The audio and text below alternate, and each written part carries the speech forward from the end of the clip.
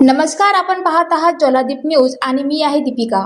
आजची सर्वात मोठी आणि धक्कादायक बातमी बीड जिल्ह्यातील परळीतून जनतेचे प्रश्न सोडवण्यासाठी असलेली खुर्चीच जर भ्रष्टाचाराचे अड्डे बनू लागली तर सामान्य नागरिकांनी न्याय कुठे मागायचा। बीड जिल्ह्यातील परळी येथे कार्यरत तहसीलदार व्यंकटेश मुंडे यांना लाचलुचपत प्रतिबंधक विभागाने म्हणजेच एसीबी ने बेड्या ठोकल्या आहेत। एका सामान्य नागरिकाला सालसी प्रमाणपत्राची तातडीची गरज होती, मात्र नियमाप्रमाणे काम करण्याऐवजी संबंधित तहसीलदाराने थेट 50,000 रुपयाची मागणी केल्याचा आरोप केला आहे।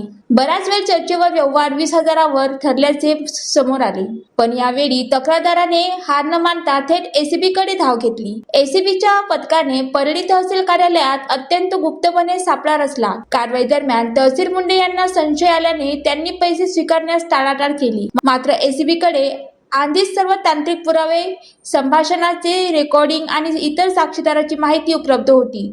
पुराव्याच्या आधारे त्यांना ताब्यात घेण्यात आले। या कारवाईमुळे संपूर्ण महसूल विभागात खळबळ उडाली आहे। मी साहेब आहे या गर्वात राहणाऱ्या अधिकाऱ्यांना आता कायद्याची ताकद दाखवली गेली आहे।